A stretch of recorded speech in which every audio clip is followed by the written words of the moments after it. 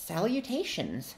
I'm Evelyn Ivy, and we are back in Minecraft with Create version 0.3. So, as many veteran Create players will tell you, if you want infinite lava, just get 10,000 lava source blocks and suck it up with a hose pulley, and it won't take away any of the lava because, as far as Create is concerned, 10,000 blocks of any fluid is infinite. However, I don't have 10,000 blocks of lava, and I don't particularly want to go to the nether and get that. So instead, I've got this. So this is a bit unlike my other generators in that it doesn't create something from completely nothing. Instead, we have this supply right here of netherrack. So it's impossible to generate netherrack using only Create. And so what we have to do is we have to go to the nether and quarry it. And what we do with that is we're going to use that to make cinder flour, and then the cinder flour can be turned into blaze cakes. The blaze cake can be fed to the blaze burner to superheat it, and then we put cobble into the basin and mix it, and that gives us lava. So the thing is, it takes some lava to make the blaze cake in the first place, but it takes less lava than we get from using the blaze cake to cook some cobble. So this is a great way of increasing your amount of lava. You need a little bit of lava to start it off, but then as long as you keep it supplied with netherrack, it'll turn into more lava. So let's take a look at how this works. So over here, we've got a basic sugarcane farm. It's, as you can see, I built it somewhat poorly. It's not harvesting the sugarcane right at the center, but that doesn't matter too much. We use a mechanical crafter to convert into sugar. You used to be able to do this with mixers, but in Create version 0.3c, one item mixing was removed with little fanfare. And so we have to use a mechanical crafter now. Then over here we've got an egg farm, and this is just actually a vanilla egg farm. And I could just put all the chickens in one space, but I want the chickens to have some space to walk around. I want it to be humane. So we've got a lot of hoppers. The humane one's a bit more expensive, but such is the price of not abusing animals. So then in the center, we've got the cinder flour, and you may notice this stockpile switch here. So basically what that is it detects when this crate is completely full of cinder flour, or very close to full, and when it is, it stops the signal to this funnel.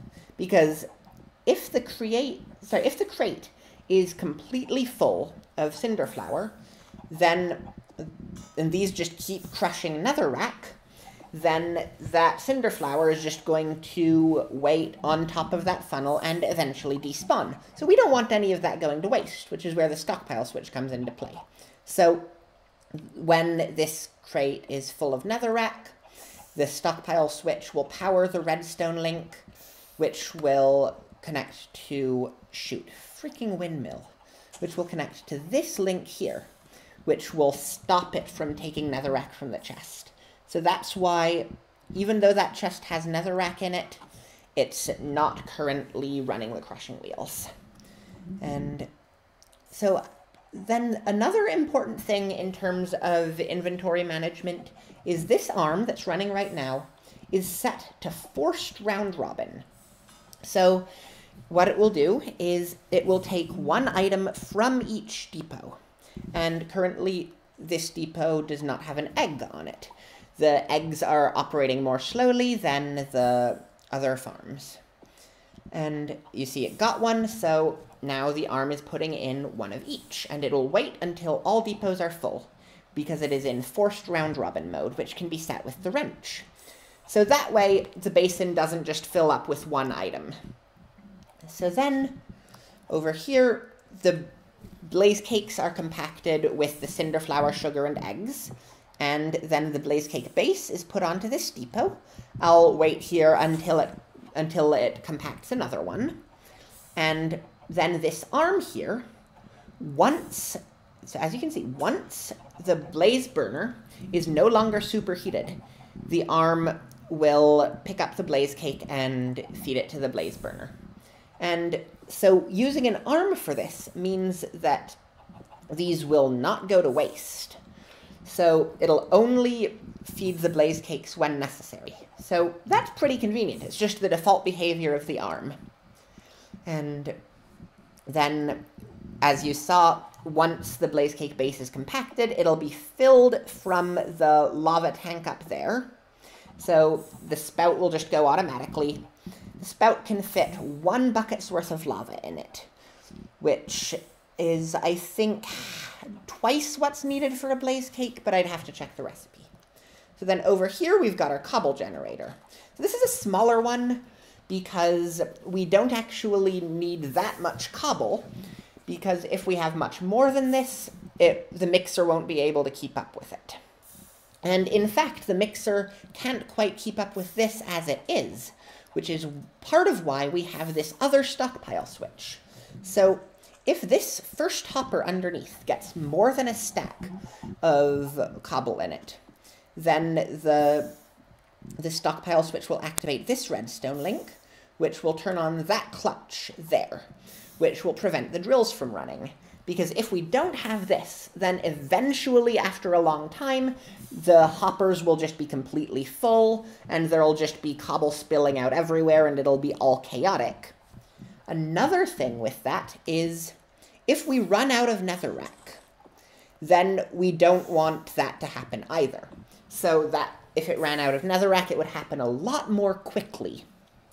It would just completely fill up because the mixer wouldn't be able to go at all because the blaze would not be fed.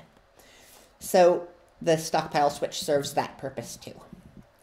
So then, yeah, over here we have the lava tank, and it'll just be gradually filling up from the basin where the lava is being mixed. And then it'll refill the spout whenever the spout is empty. And if we wanted to, we could have another pump coming out from this that would feed into a basin so that we could remove the lava from the basin manually with a bucket if we wanted to do that. Basins are really a great fluid interaction point. It's important to not forget about that. So then, yeah, that's basically how this works. Is it as convenient as having 10,000 blocks of lava? No. Is it useful when you don't have 10,000 blocks of lava? Yeah. Will it help you get 10,000 blocks of lava? Hopefully just run it for long enough and you don't have to worry about moving a ridiculous amount of lava out of the nether. So, I'm pretty happy with this. There are definitely a few improvements that could be made, but I think it looks quite pretty as well. I like the arms. I like the bracket on this large cogwheel. And if you're wondering why it's going so fast, part of it is that there's this adjustable chain gear shift that's being powered by the windmill, which makes everything run twice as fast. Then most things are powered off of this large cogwheel, which makes things run 4 times as fast as the windmill. So, hope you like the machine. That is all for now, and happy creating.